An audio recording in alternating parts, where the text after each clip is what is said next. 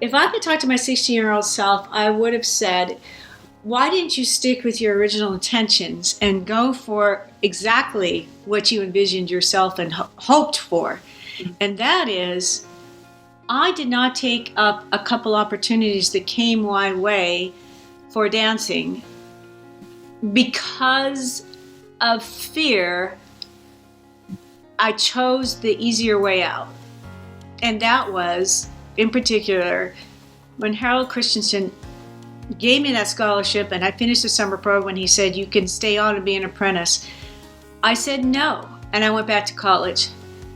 I was definitely afraid.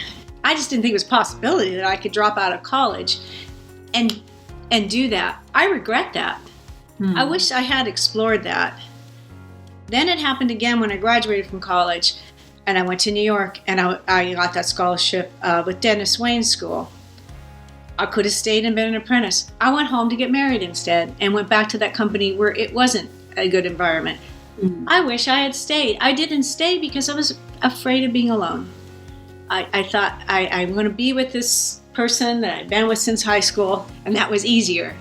So yeah, I should have done those things in retrospect, but I also realized my younger self was afraid to do it, was afraid to be alone. And they seemed more comfortable, and I didn't want to be, I wanted to have that degree, I wanted to have a safety net, but in retrospect, what was I thinking? Wasn't that really my goal? So I regret that because I feel like if I had done those things, I would have accomplished a larger goal of being in a larger ballet companies than the smaller ones I was with. Welcome to Point to Rise, your podcast that gives you permission to dream big, take messy action, and turn your talent into profit while turning your back on perfection. My name is Susanne Puerschel, high performance and mindset coach, former international ballerina, profitable entrepreneur, and founder of Point to Rise, a movement designed to empower dancers. It is my mission to use my own story as an inspiration for today's generation of dancers. And now sit back, stretch, warm up, or sip your coffee and love learning how much it matters to point at yourself first to rise to all that you are capable of.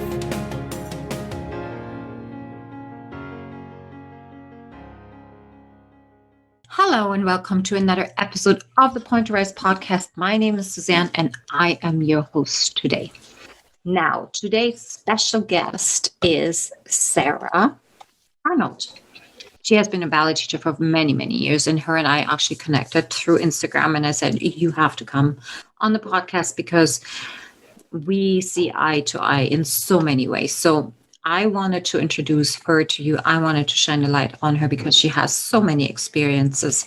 And I'm going to just share her bio with her. So Sarah has trained with Sacramento Ballet and San Francisco Ballet after receiving a Ford Foundation scholarship.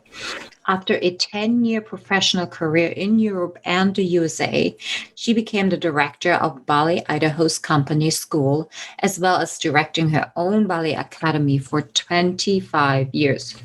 She is certified in progressing ballet technique, has augmented her studies with David Howard, Pacific Northwest Ballet, Finis Young, Jürgen Schneider, Vaganova Syllabus, Lisa Howell, and most notable, Maria Vague. Her students have joined companies such as Pacific Northwest Ballet, Houston Ballet, Boston Ballet, and Linus. To Ms. Arnold, teaching is a lifelong pursuit, and she's always motivated to share her knowledge and experience with her students. I cannot wait to share this interview with her. You will fill your cup up. So without further ado, here is Sarah.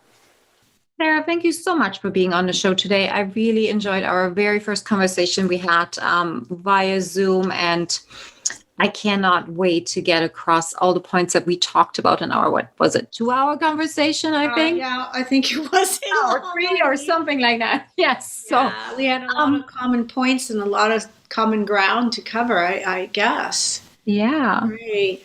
Yeah. Well, thank you for being here. I really appreciate you taking the time. You bet. My pleasure. So let's start off with just a few ice-breaking questions. I like to ask a few, just to bring it a little closer to the audience. What is your favorite comfort food? Oh, gosh. Probably French bread, San Francisco sourdough. Oh, yum. I will eat that. I love sweets, but if I have sourdough with real butter, that's my weakness. And that's so German too. That's how I was brought up, with like real, homemade bread, or the bakeries back then. They were Yeah, so good. That's I always something bet. that I fall back to. Yeah. Oh, in fact, because my father's heritage is partly German, we would do a hike up at Mount Tam on Sundays, and we would often come home and have bread and blue cheese. And he told me it was part of my heritage. Yeah, Oh, well I love done, it. Betty. Or rye crisp. Yeah, but sourdough for sure. Born and raised, and where do you live now? I was born in Portland, Oregon, but I only lived there till I was 6 months old. And we moved to California, to the Bay Area. And I'm actually living in the house that I came to when I was 6 months old. So So, that's why I'm asking the question. This is such a beautiful circle, isn't it? yeah, it is. It is because I lost my mother in 2020. And as I mentioned before, it brings up a lot of emotions to think that you're going back to the home that you were raised in. Will it remind you too much of your parent, or perhaps reflecting on things? All it did was make me feel safe and embraced. And I have so many things of hers around and memories that my good friend said that when a parent dies, that what you're really left with is just love. And I thought that's what happened. All anything that was between us, because there's always things between moms and daughters, it's faded in the background. And I see the legacy and the love she left for me, and living here in our family home again, which is it's in the hills and it's surrounded by nature. It's very comforting. So I feel so fortunate. What an So endearing story. Thank you for sharing. I love that. Because we forget in our daily rabbit holes and our daily banters, particularly with the people that are closest to us, what it really actually is all about. that's true. That's Yeah. true. And it is part of feeling close that sometimes you can take advantage of those you love the most because you think they're always going to be there. Yeah. Not that I ever did that, of course. But when they're gone, you are left with really what they taught you, what mattered. And she taught me a lot of things. She taught me actually to be a strong woman and to be a family-oriented person. And that I love that because I have 2 children of my own. So, yeah. Okay. Wow. Good. I love it. You completely, that just threw me totally off. I was just thinking of my own mother, and we actually haven't spoken in quite some time. And so yeah, I'm gonna find my Well, thoughts again. that had happened to me and my mother as well. Yeah. So hopefully that will resolve, and I think it does. And it is so typical. And I think one time it hit home right here in this bookcase. I think I came home when I was living in another state. One time I noticed a book. It looked like she'd been reading it in the 70s or 80s. It was called My Mother, Myself. And I looked at it and I thought, wow, is that for she and I, or her mother and her, or maybe all of us? And I thought, she is introspective, but she never let that on too much. She always said I was too sensitive. The world would end is my person. I was like, well, that's just artistic personality. Sorry. Wow. But she did think about those things, and it's just, I think, typical mothers daughters. Favorite place to travel to? Let's just Ooh. assume you could travel. It would either be Hawaii or Ireland, and probably Ireland. Just Okay. because my mother's family is from there, and I just think it's such a beautiful place, and it feels like home whenever I go there. Yeah, I love it there. I love the people and the scenery and just the space that Ireland has. Yeah. Wow, beautiful. Yeah. Last but not least, your favorite childhood memory. Ooh, that's a hard one. Wow, I don't know. Oh, it doesn't Uh, have to be the favorite. I think we put so how about much. a favorite? Yeah, what comes Yeah, to mind? Oh, yeah. What sorry. comes to mind? What comes to mind is all the lazy days spent in a swimming pool. My whole family played tennis except for I did not. So when they were at the tennis and swim club, I would just go out in the pool or go out in the woods and play with acorns. Do little creative things like that. And they were out competing in tennis, and I thought, I don't like that. It's hot and it's sweaty, and who wants to do that? So I was just swimming around the pool, just loving it. And yeah, I have a good memory, a story my father used to tell that he saved my life because at 3 I started to drown in that pool, and he rescued me. And I guess I spent a lot of time in the pool, but I still love water to this day. So good associations with water. Good story. Yeah. And great segue too. So what brought you to dance? Actually, my father brought me to dance. His family were all either bankers, mathematicians, but pianists as well. So my great grandfather immigrated from Germany to British Columbia. Of course. Yeah, interesting, huh? Yeah, and then they moved down to Seattle, but he was also played piano in an orchestra for a living and taught piano. So, of course, his son learned that, and then my father learned that, and there was always a grand or a baby grand in the house. So I just remember going to visit my father on the weekends and him playing Chopin. And I just want to dance to that. That's all I could think. I would dance around in the living room and wish I could learn to do that. So it was definitely the music that inspired me. And the classical music, when he would drive me back and forth from his house, he always had classical music on the radio. So it was about an hour drive between the house I grew up in and where he moved to. So I think that was really it. But I was not able to start ballet when I wanted, as I mentioned before. So that was delayed. But that is what precipitated the desire, that artful expression, I think. Right. Yeah. Well, and then you followed, I would say the footsteps everybody in not everybody, but the most common footsteps. You went to Sacramento Ballet, you trained there, and at San Francisco Ballet. Mm-hmm. And after 10 years of dancing professional, you actually started teaching.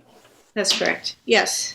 So talk to us about that journey. Like I'm highly interested. Like our first conversation was, you shared quite a bit on what that was, and I'd love to bring that back on what your experience was, because that was, a little further back. Some of the listeners weren't even thought of. Let's just say it that way. Yeah. So are you referring to the journey from ballet dancer to teacher, or student to ballet dancer to teacher? Student, ballet dancer, teacher. Oh, so the whole journey. Okay. Yeah. All right. And So what I said was that when I was 9, I wanted to start classical ballet. I think I finally asked my mother, and for whatever reason, she said no. And what I recall, and she doesn't recall this, was she said, no, it's too late. It's too late to start. And knowing what I know now, 9 would have been perfect, right? 9 would be ideal. So I waited, and a best friend in junior high had some point shoes of her sister's. So we put them on in her kitchen and held onto the chairs. And I thought, I still want to do that. And another friend of the family had a dance recital, and I went to it, and they gave me a pink tutu to dress up at home. And I just never lost that. And I also think I went to the Nutcracker with my mother when I was little. I'm at the San Francisco Opera House, War Memorial Opera House. I think I was thinking also then, I want to do that. But I just didn't have the opportunity. So when this girl down the street started going at 15, I told my mother, can't I please go with Amy? Well, the ballet teacher lives in our subdivision. She would roll down the hill in her car and I'd jump in and I'd go take class. I'd just stay there and take whatever class was around. And my mom would come pick me up, or sometimes I'd get a ride home with them. And so it kind of worked out. And to, her story, my mom was a single mom. She was working. I just think maybe she just didn't feel like she could devote the time getting me to and from. So then my father stepped in and agreed to pay for the lessons, which was really nice. And I think because, he had the artistic background on his side. And my mother's side says that I have the teacher side, because there's a lot of teachers in our family in Ireland that are combined for that. It's kind of funny. So anyway, I trained through high school, and I didn't know if I could be a professional dancer, but within that first year, I said, that's what I want to do with my life. And I would ask my teacher, I don't know, I can't tell you. Of course, no one can tell you. So I developed this passion and vision of that's what I wanted to do. And but I thought I have to go to college because I don't know if I can. So that's when I enrolled at UC Davis. Spent a whole year not taking any quality ballet class. Something in the PE department was really terrible. And I remember standing in the drama department, looking at a stage and getting tears in my eyes and saying, what am I doing? What am I doing? It was very dramatic. 19-year-old, what am I doing? And I just vowed I'm going to be a dancer, but I'm going to stay here and get my psychology degree. And that's when I started commuting to Sacramento Ballet. Wow. Then after 2 years of training in San Francisco Ballet, I went to San Francisco Ballet and had an audition to be in their summer program, and they gave me a scholarship. They thought I was 16. I was 19. And I subsequently found out that Val Canaparoli, who is my age, also did the same thing. He lied about his age. So back then they didn't ask for your birth certificate. However, what is the big difference between a 16 and 19-year-old when you really think about it? Not a lot. There is in terms of their program. But I had braces. I got braces late. I passed for 16. So then I went back to school to get my degree and had some, I had other dance experiences and training. I also got a scholarship in New York with an offshoot from Joffrey called Dancer School that Dennis Wayne started. But I was to be married, and that was, I do regret that decision to come home and not pursue a dance career in New York. I had a agreement with Ron Guidi from Oakland Ballet. He said, please do come home. Please come back. I want you to be in my company. And I wish I hadn't done that, because that was actually a very devastating experience with that company, with that man. Because of the way he treated his dancers. And so I mentioned that last time, but I just didn't say the name.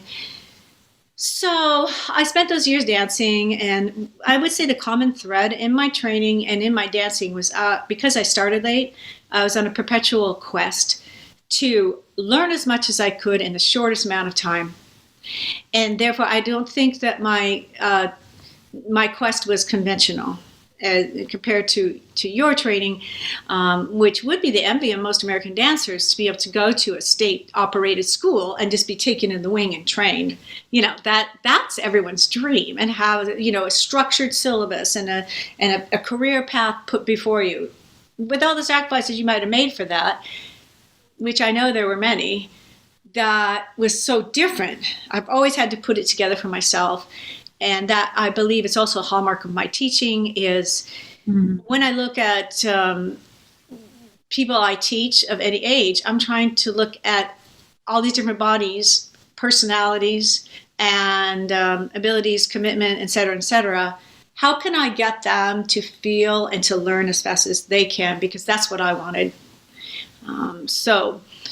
Let's see. So, yeah, I did that in ballet companies too. Sometimes if I wasn't getting what I wanted, which was that first experience, I left. And I went to one in San Francisco that I did like and I did love.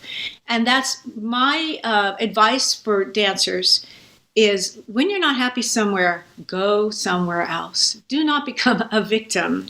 Search out what you need. And I know because of various reasons, the way you were brought up, the school you might have been in, or just your personality, please have the courage to do what's best for you.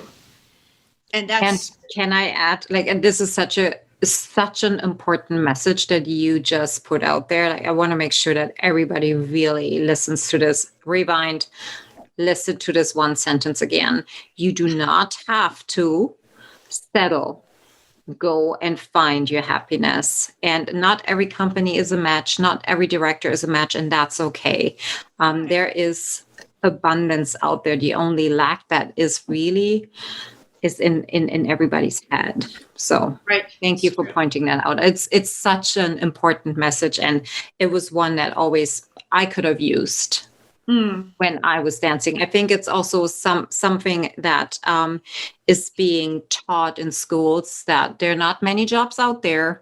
Take what you get, so you gain the experience, and then, if you're not in a good mental space, you don't have the courage or the mindset or even the ability to put yourself out there again to find a different, perhaps a better place to exist in. Dancing is all about you. And so if you're not getting what you need, you must search and find that. And now with online resources, we have so much more that we even had a year ago to find what you need. But with that in mind, that's my segue into teaching. As I said recently on Instagram, it was all about me and why I love dancing. But then when I started teaching, I hated it because I was dancing still. And when I quit dancing, I left behind my dancer ego, and then it became all about my students and how gratifying that is, because if they succeed, it becomes all about me again, because it's a success. It's so fun. It's a connection between, if you're teaching people younger than you, intergenerational. If you're teaching adults, then it's about, hey, you're kind of like me, but maybe you didn't have the chance when you were younger to do this. So now let's do this together. Like, it's just a different sense of, it's more gratifying, really, than dancing to me.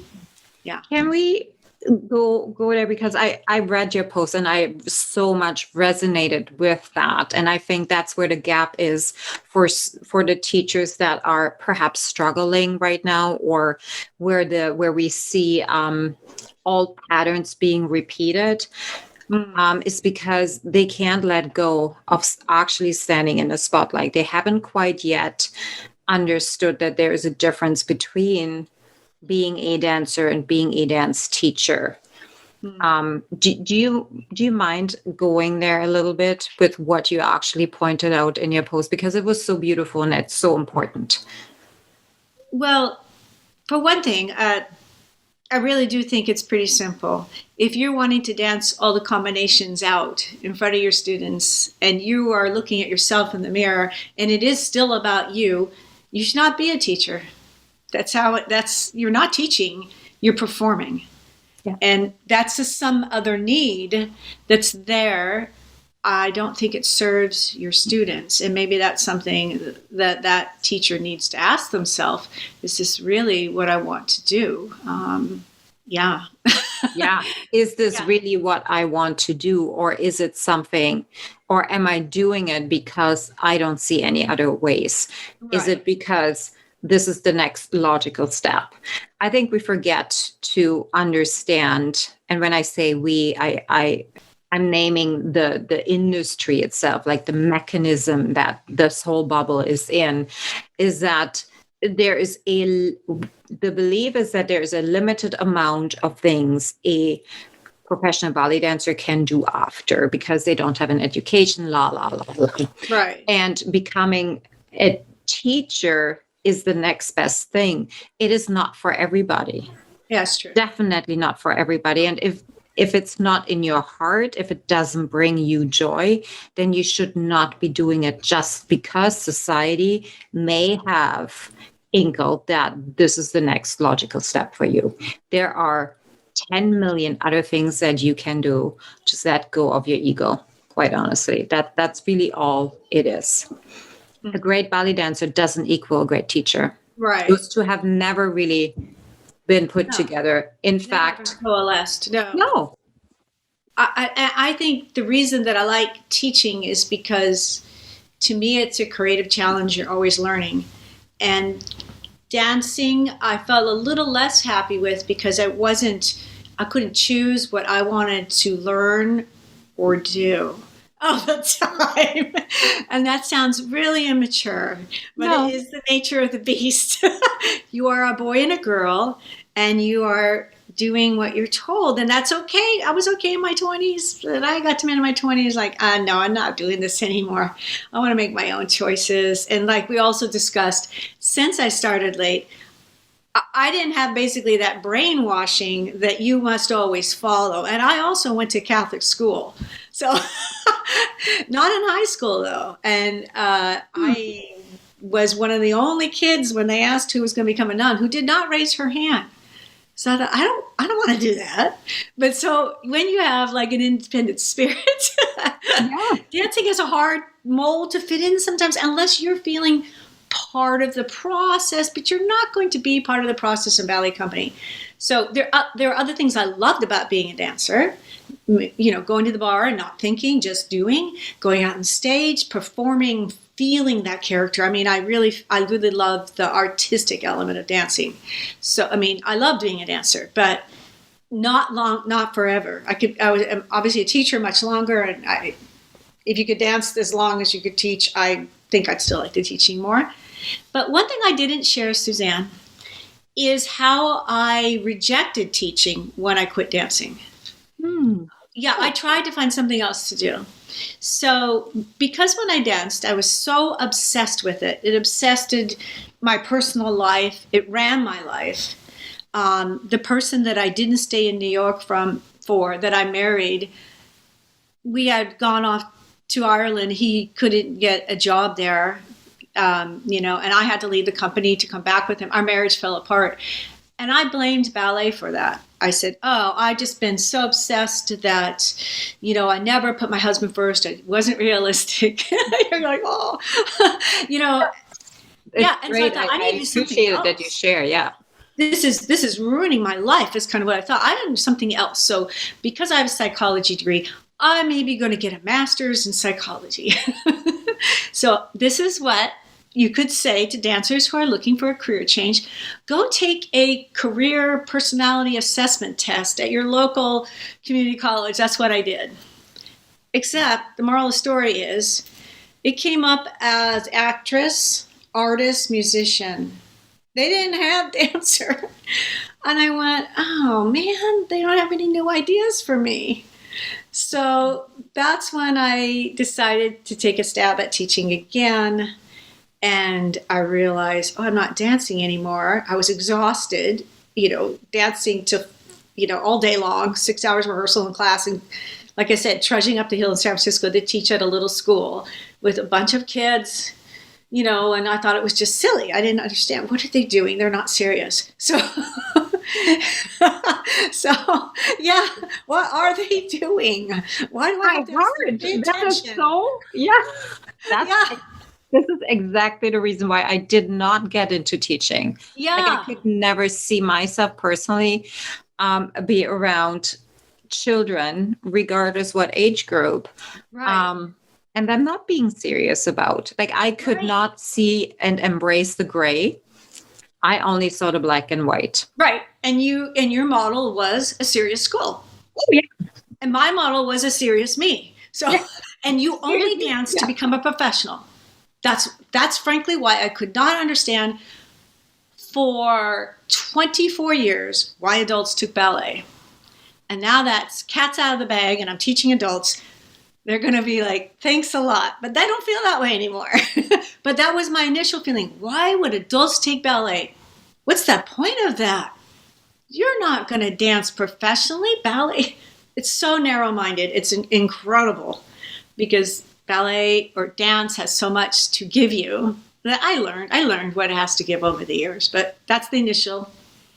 That's the journey, right? Those kids are just like, wow, I'm not your babysitter. That's how I felt. And I never even babysat as a child either, maybe once, so I didn't know about kids. So anyway, that was a disaster. But after I stopped dancing and I went to teach a summer intensive with, kind of serious girls or boys. They actually were all girls. For 6 weeks, the bug bit me, and and I remember one or two girls coming up to me who were 11. One particularly very gifted girl who could have danced professionally. She danced at a high level at a university, very like highest dancer there. But she said, "Oh, I want to dance like you when I grow up. I want to be like you." And I looked at her and I said, "No, you don't. I want you to be better than me." And that's when I thought, I like this, because they're looking up to me, and I feel all this love to give back to you. It almost makes you cry to think about that, because that's really the essence of teaching. And I knew it was in my personality.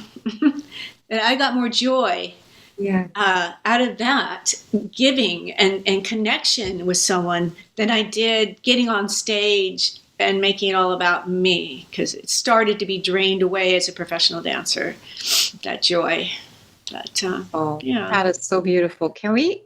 There were so many thoughts coming into my mind, but this is so fresh. What we talked about this earlier is that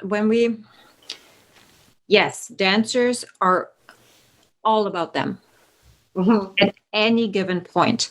And I believe that exact thing is actually what holds them back from becoming excellent. Oh, interesting.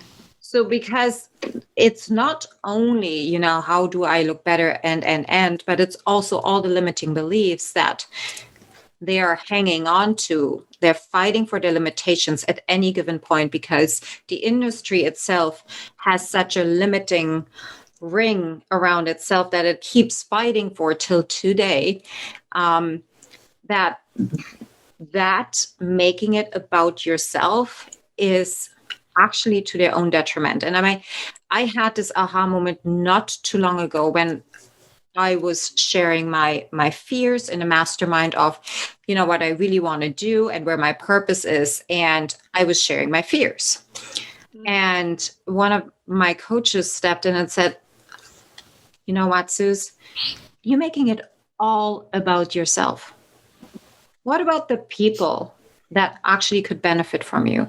What about everybody else out there? Because you are right now just talking about yourself. Yeah. Everything is about you." And it came to me. I was pinned to my seat, felt somewhat shame, actually, because I should know this. I should see this coming, or at least, but this is why we have help. Headspace. Yeah. Of desperation, and it's about you, and I got to go somewhere as a dancer. That's how I felt anyway. Yeah. You've got to achieve. It has to change. I have to grow. This constant, dare I say it, quest for perfection. Yeah. But that's different around growth. So we'll get into that. But let me finish my thought here. And it came to me, oh my gosh, everything in my career was about me, my insecurities, my fears, my bad habits, everything about me. When I stepped on stage, it was about me and not the people in the audience I was serving. Oh. And that's where it came to me. Oh my goodness. Dance companies are about themselves. They are about serving themselves and not the audience. Because if it would be for the audience, we would be asking many different questions, particularly right now. We would be way more active as a whole, as an industry, in finding different ways on how to put ourselves out there and serve our communities, not by just posting all performances on YouTube, quite honestly. Right. Yeah. And that's why I'm saying, yes, it is about ourselves. And I think it is in the way of actually achieving excellence and evolving and growing into like the next whatever phase or evolution of arts companies. It is time to be born. To expand the image, expand the service. That makes a lot of sense. Look at how many decades we have been doing the same thing. Look at companies like North America, for example. If one is doing Sleeping Beauty, everybody's doing Sleeping Beauty in the same season. One Yeah. company is doing Giselle, every other company is doing Giselle in that season. And that's where I'm like, okay, we're so afraid of being individuals, and we're so afraid to stand for something and be somebody and serve the people that are actually coming, that we forget everything. Like I had this conversation yesterday. It is so important to remember what your base is. What is your base? What is your first position? What's your plie? What's your releve? Those 3 major steps of dance. What is that in a company? It's all about, we need to train our dancers on being on TikTok so they can. And this couple hasn't given their $10,000 yet. And we need to yell some more here. And we have no energy. We have that love that brought tears we're not acting from a place of love anymore. That makes sense. Because otherwise we wouldn't see all of this abuse happening. We wouldn't see all of these stories of assault and limitations and mistreatment in the industry. It is this fight for existence that has nothing to do with love. And I believe if we were finding our way back to love, like very, very simple, back to love, back to first position, things would be much different. Yeah, I know what you're saying. Things would fall into place because it's the natural order. Yeah. It should be the natural order, whereas there's this other dark side order that to me represents usually self-serving greed in various forms through all of humanity on all levels. And you see this common thread coming through, seeping into ballet. Some I can say when I worked for a ballet school that had a ballet professional company associated, I had a 4 years of working with a board, and I saw what they were going for. I saw how they pushed the artistic staff to do the classics because they thought that's what people understood and wanted, when it really was just one particular billionaire's vision.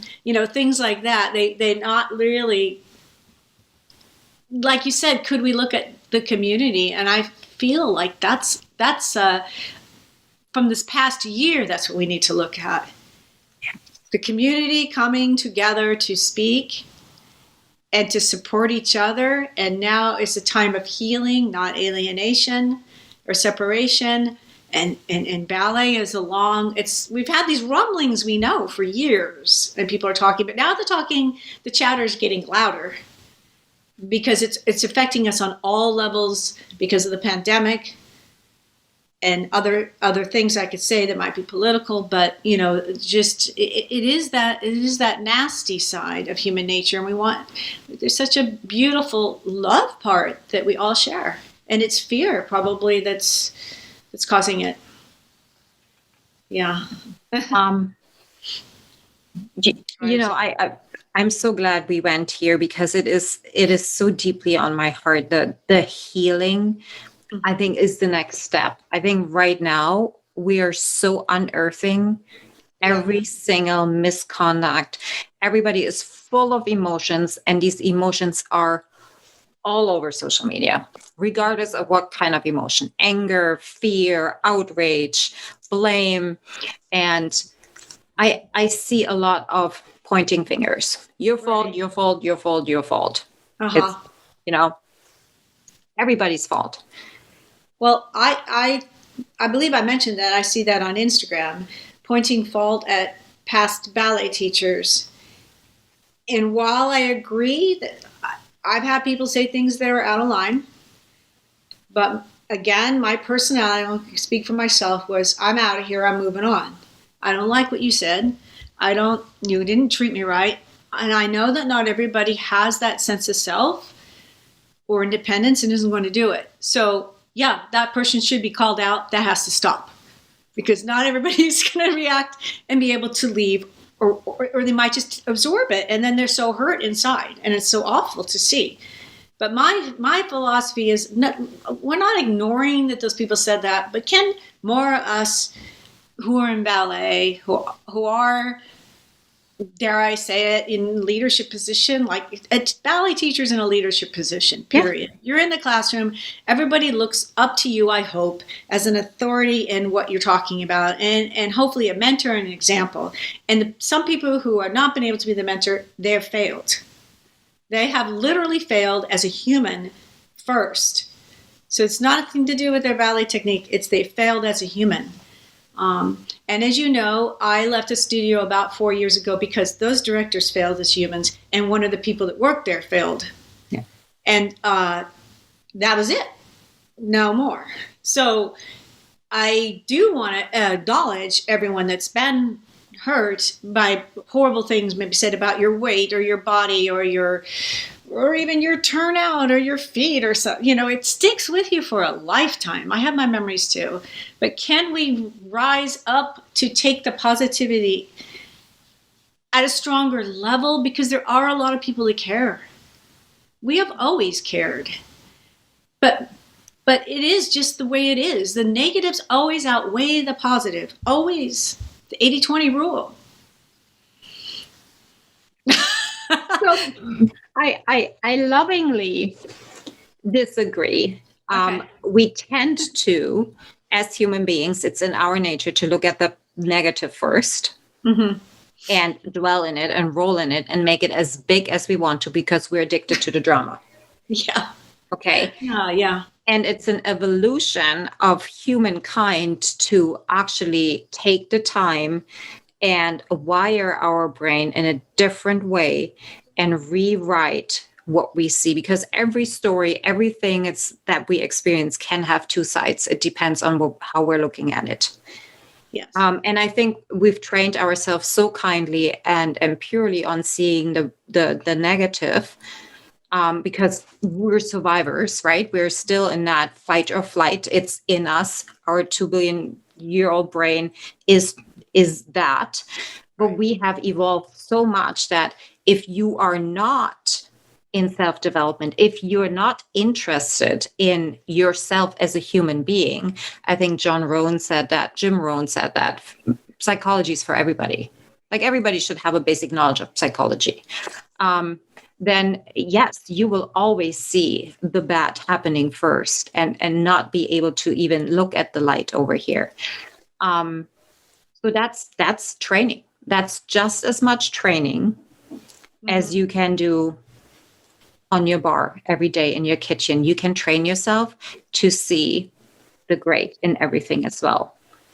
So what I'm hearing you say is that training provides hope for change.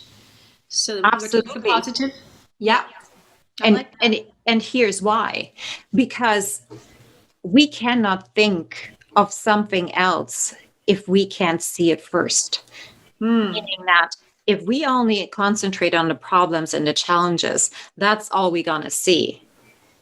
But if we concentrate on solutions, if we concentrate on the light, that's what we're going to find. Yeah, absolutely. I love that. Yeah. Let's go towards the light. Yeah.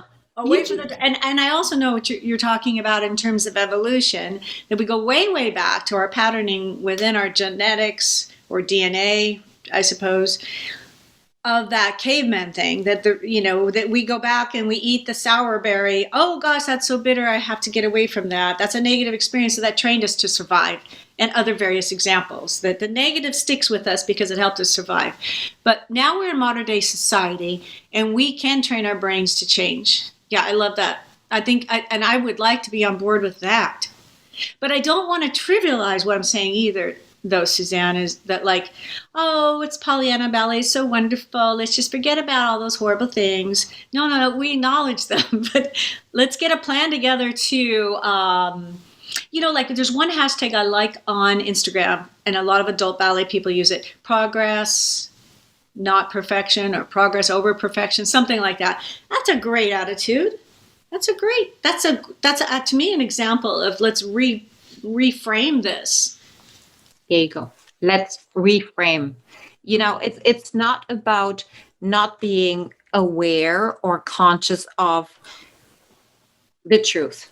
Like, that's not what I'm saying. It's not Not everything is sunshine and rainbows. Right. I have bad days. You have bad days. Everybody's going to have a bad day. And yes, we can say, oh, I'm fine. And that's how most dancers work anyways. Yeah. That's not what I'm talking about.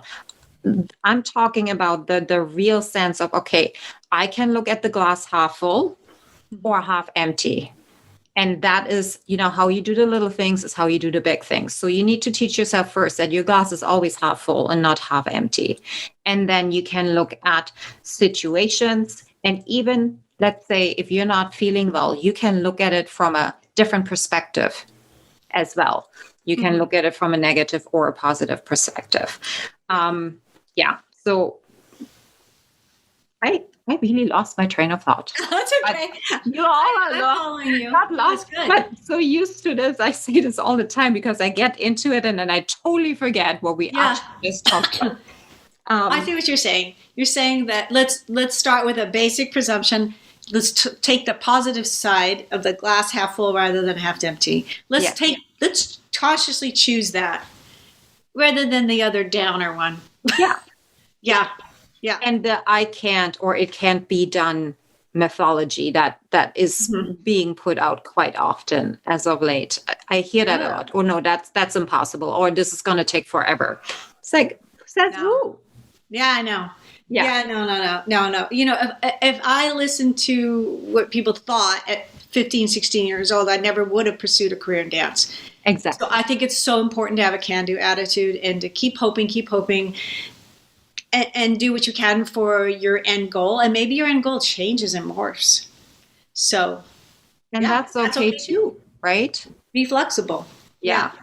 Can we get into the perfection game? Because just like very tiny bits. I have been in that world for so many years. And yes, I didn't even know back then that that's what I really was trapped in the perfection kind of world need, assumption that I'm only worth when I'm perfect.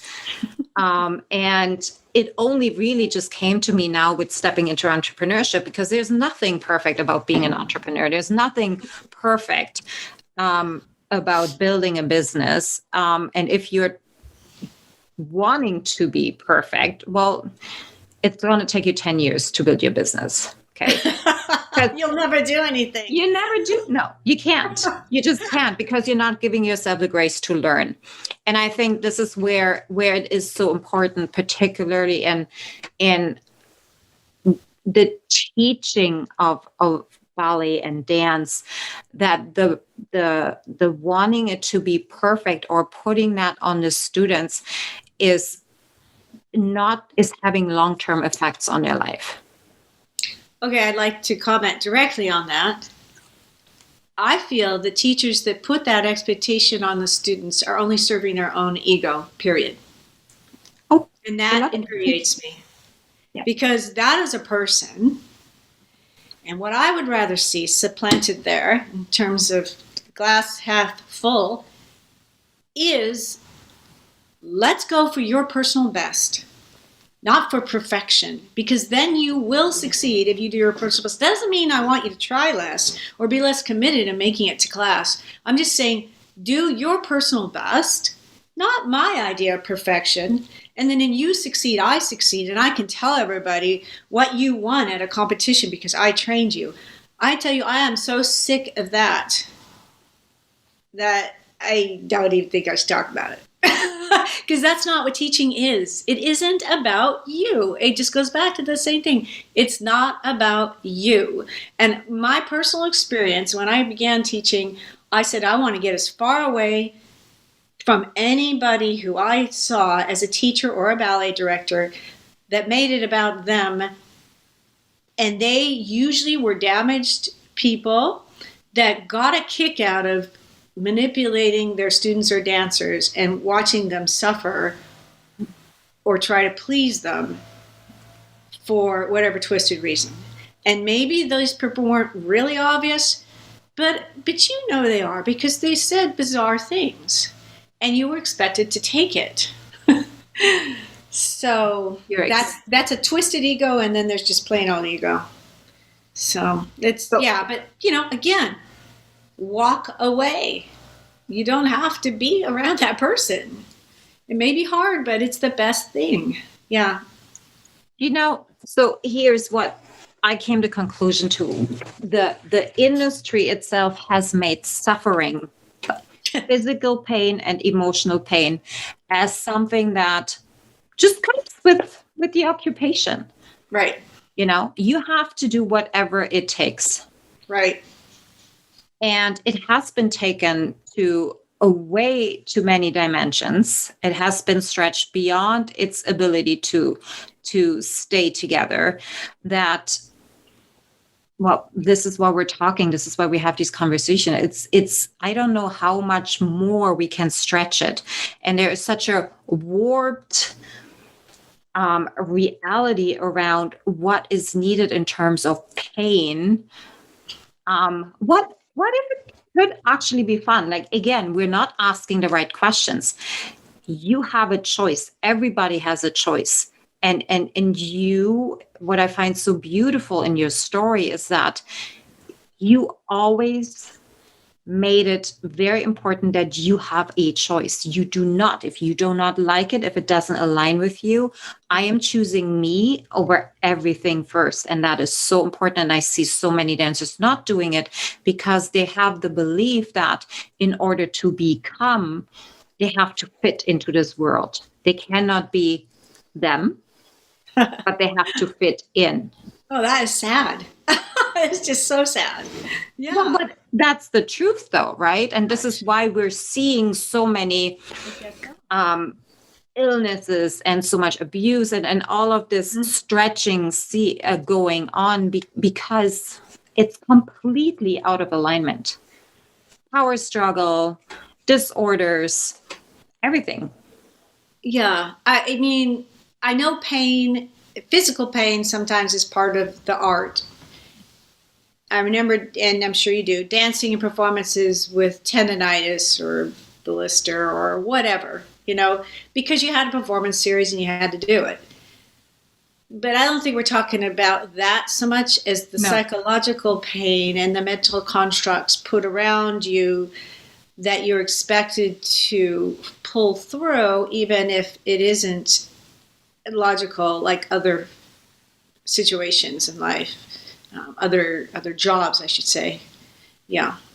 So I don't know, other than we need to get people out of power who are not healthy individuals. That would be my suggestion, my first step, and that dancers learn to know that they can be something of their own person on their own and create a new thing. Maybe those dancers leave that company, find their own sponsorship, and do their own little series. I mean, what the heck? Why not? Exactly. Why not? Why not? Who told you had to stay there and be that? Or is it something in your head that if I don't dance in this company, I'm a nothing? Maybe that's part of it. And then why is that? Why do you think you're nothing because you don't have the title, right? So it is the full circle of self-preservation and self-love and knowledge of oneself. There was something that came to mind. Oh, when you talked about the physical pain. Okay, so physical pain as in blisters or like little owies or sore muscles, yeah.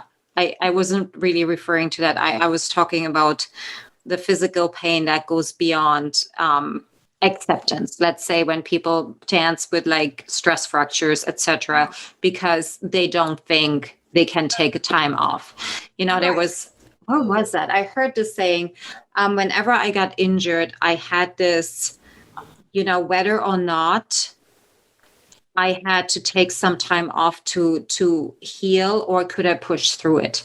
That was the mental state of that person. Right. It wasn't about the illness. It was, can I push through it or not? Because they're afraid of losing their position in the company. Yeah. Of pleasing the director, of getting that role. So I think you got to discern, what do I want? Is that director really putting that pressure on me, or I'm willing to do that to myself because I don't want to lose that role? I feel like the latter is true. It's probably not director telling you, you must do this or you're going to lose that role forever. I mean, they might say that, but I don't feel like directors think about you that much. You're usually setting your goals yourself as a dancer. I'm going to push through this because I don't want to be ignored next time. I want to show I get my chance. I want to move up, blah, blah, blah, blah, blah. What if you took that away and you said, I care more about my body. I'm going to take this time off to heal. And if they don't have a place for me in this company, I guess I'll figure out something in the interim and work something out. Because here's a small example. I remember when I was dancing, I was getting shooting pains in my big toe joint. And I thought, oh my God, I'm going to get those horrible, horrible bunions. So it was one of the reasons I quit. As I said, I don't want to be a crippled old lady. I want to be able to walk all my life. Point shoes aren't worth this to me. And my husband was looking at my foot. We have like a sort of a thing, a bay window in my foot. I had my leg up in attitude sitting on there while we were eating dinner. He looks at my toe and goes, what's that? What's that? I said, well, that's a beginning of a would-be bunion. It's not too bad. He goes, yeah, I saw so-and-so dancers' feet in the New York Times. And, oh my God. I said, yeah, I mean, you dance at that level all that years. A lot of female dancers would get that in their foot. But I said, I had the pain and I said, I don't want to do that anymore. It's one of the factors. I don't want to, have that or a hip replacement or something like some people. Yeah, it's not worth it. No, it's not. And what are you putting first? What is the most important thing for you? Health. It should be. Health is your new wealth, right? You can't buy health.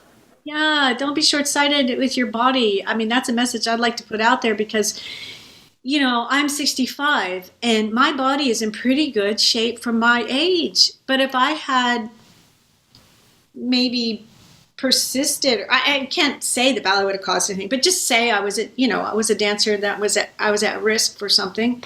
No, in fact, speaking of stress factors, I was in a company and the dancer that was to dance Juliet, we were in company class and we were doing grand legged from the corner and she did chasse, coupe, grand jeté and attitude, that Bournonville one. She had a leg warmer on. Her back foot stuck inside the leg warmer. This stayed straight.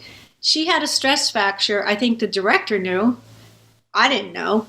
It sounded like a log breaking, like crack. It was the most god-awful sound I ever heard in my life. And I watched her fall to the floor and the ambulance came and took her away. And she didn't dance Juliet. She was out. I don't know how long she was out. I didn't see her again because I left that company. But anyway, yeah, beautiful dancer. And she had just come back. And she knew she had a stress fracture. So there you go. Yeah. She probably didn't want to lose that role, right? Yeah, it's not worth it. I came to the conclusion that there's always a reason for when these kind of things happen. Yeah. And an injury is your permission to come back stronger. It is basically somebody's hitting your restart, your reboot button, and you get another shot at it. You get the opportunity to recreate who and what you want to be. Right. And taking that another angle besides just recreating and making maybe a new path for yourself, every injury I've ever had, I've always come back stronger as a dancer because it was caused usually by a technical fault or a weakness within my body structure.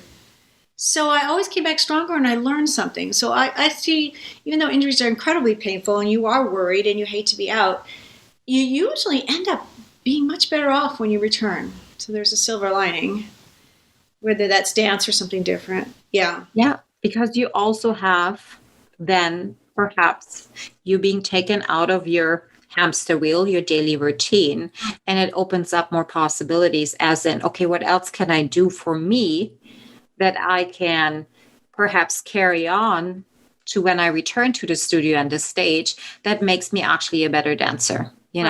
It's not just in the studio where you create yourself, where you create you as a dancer. It's not all about dance that makes you a great dancer. Right. It's everything around what you are, who you're showing up, what your values are, what messages are you taking in, who are your friends, all of this, it matters, but we're not really looking at it as something that's important. Anyhow, tangent. I didn't think of it that way. I was thinking more about filling your life with experiences that enrich you as an artist. That's what I always thought about if I had time off. Like, can I paint? Can I go to a museum? Can I go to the ocean and dance around? Could I, these personal things that matter to you that might enrich you, and or read books. Say you wanted to come and do a romantic ballet, read Jane Eyre or something. Yeah. Yeah, I mean, absolutely. Yeah, I mean, but yeah, who you surround yourself is important too. Your extra activities and dancing, you don't have many extra activities, you don't have any extra time. So I have heard that a lot, and I remember that was exactly my thought process too. There's no time to do anything else. I have now learned that that's not the truth. We're using that as a, and I'm saying it bluntly, as an excuse, as a cop-out, because it's uncomfortable. You have 20 minutes a day to read. You have 20 minutes to listen to a podcast. You have 40 minutes to go outside. You can even take 10 minutes to sit down and meditate. So it's not about, we're, as dancers, we're taught that only if you train 6, 8, 12 hours a day will you see a compound effect that you will get better. Okay, which I don't agree with anymore. However, what I've learned is that if you consistently, day by day, get 1% better in one certain area, 365 days will make such a huge difference. You won't believe it. Yeah. Focused intention is what you're saying. Yeah. If we're looking at really successful people, and if we look at their habits, at their habituals, their thought patterns on how they react, how they create, what questions do they ask, I find that the arts, dance particularly, doesn't look even there. Like, we have all of these little girls and boys wanting stardom. They want to stand in the spotlight. But they're only looking at, the dancers that made it big. They're not looking outside. They don't look at Olympic athletes. They don't look at the Steve Jobs and at Tony Robbins out there. Like, what's their daily routine? How did they get there? What's their life like?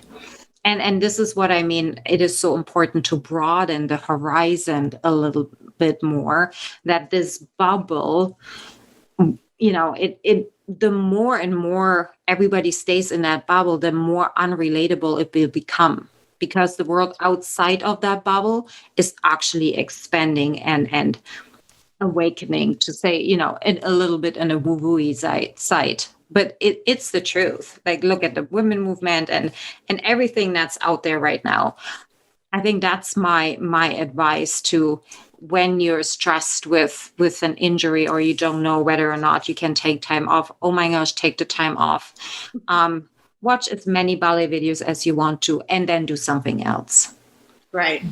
It is so important to be diverse. That's where that bunhead mentality came from. Do you remember? Like, I was called a bunhead, and really, I was a bunhead. There was nothing else in my life allowed. Like, I had to actually sign a piece of paper when I entered the school that I wasn't allowed to do anything else, no outside activities besides dancing. Right. And somehow that seemed like a badge of honor to be able to tell people. I think I remember, like, I can't get a suntan. I can't have straps. I'm not supposed to go skiing. Not supposed to ride a bike. And that's And like I said before, after I danced, I started mountain biking and doing things. My quads didn't get big. I actually got down to fighting dancer weight by accident because I was doing something aerobic. It was really healthy. And my thighs were not monsters. They were lean, and they were like, it was fine. Just a lot of myths. Yeah. It was really, that was so naive of our teachers and things. I mean, I could see you don't want your dancers to get injured, but really, your thighs aren't going to get bigger by being athletic unless you're predisposed to something. And that's just not likely. So silly. All right. Well, this was a lovely conversation. I want to ask you one last question. With everything that you have experienced over the years, if you could talk to your 16-year-old self, what would you tell her? So what I want to say is going to surprise you based on everything else I've said. If I could talk to my 16-year-old self, I would have said, why didn't you stick with your original intentions and go for exactly what you envisioned yourself and hoped for?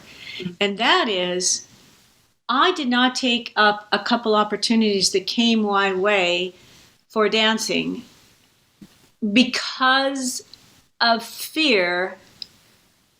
I chose the easier way out. And that was, in particular, when Harold Christensen gave me that scholarship and I finished the summer program when he said, you can stay on and be an apprentice. I said no, and I went back to college. I was definitely afraid. I just didn't think it was a possibility that I could drop out of college and do that. I regret that. I wish I had explored that. Then it happened again when I graduated from college and I went to New York and I got that scholarship with Dennis Wayne's school. I could have stayed and been an apprentice. I went home to get married instead and went back to that company where it wasn't a good environment. I wish I had stayed. I didn't stay because I was afraid of being alone. I thought I'm going to be with this person that I've been with since high school, and that was easier. So yeah, I should have done those things in retrospect, but I also realized my younger self was afraid to do it, was afraid to be alone. And they seemed more comfortable. And I didn't want to be, I wanted to have that degree. I wanted to have a safety net. But in retrospect, what was I thinking? Wasn't that really my goal? So I regret that because I feel like if I had done those things, I would have accomplished a larger goal of being in a larger ballet companies than the smaller ones I was with. So I would have had the full range of experience. Now I don't care, of course, because I realized to me my real career was teaching. But I do think my 16-year-old self would say, why didn't you do that? Why didn't you have the strength to do it? And I know why I didn't. And it was, personal history in the family and things like that. So probably couldn't do it. Yeah. But it's okay. Sarah, thank you so much. So all of your information are going to be linked in the show notes. But just before we hop off, tell us what's your one thing that you are doing right now, and where can we find you? What I've been working on since I closed down my ballet blog a year ago, and I also in the last couple of years have thought of pulling back from teaching as much in person full time. For two reasons. One, I've always thought about training students in 8-year segments. I didn't want to start over training students in 8-year segments. I kind of phased out a group when I left that other studio. So I became interested in online teaching. And what I've learned in the pandemic is that Zoom has enabled that to be more personal. Even though you're not in the room, you can see them, you can help them. It's almost the same. So that's what I've been concentrating on. I have a YouTube channel, and I have expanded on Instagram. I took a break for almost a year because of my helping my mother, and back on really interested in how can I actually help people on a Zoom ballet class and impart some of my experiences. So I've been concentrating on sort of workshops, like specific topics of workshop. I'm a progressing ballet technique teacher, so I teach that on Zoom. I've lately been working on a theory and practicum of a pirouette and doing some workshops on that. It's different topics.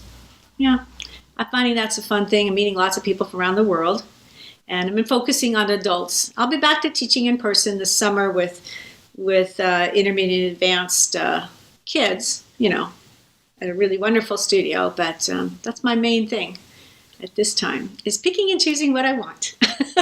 Yeah. What I want to focus on. Yeah. Yeah. And you know what? You should always pick and choose what you want. Life is too short to just That's our message here. Yeah. You're in and charge. choose. You are in charge. That's right. Yeah, thank you, Susanne. Thank you so much for this lovely conversation. I really appreciate you. All of this. It was beautiful. Thank you, my dear. Yeah, I learned some things too. Thank you so much. Thank you, everybody, for listening, and we will be back soon. Bye. Thank you so much for listening.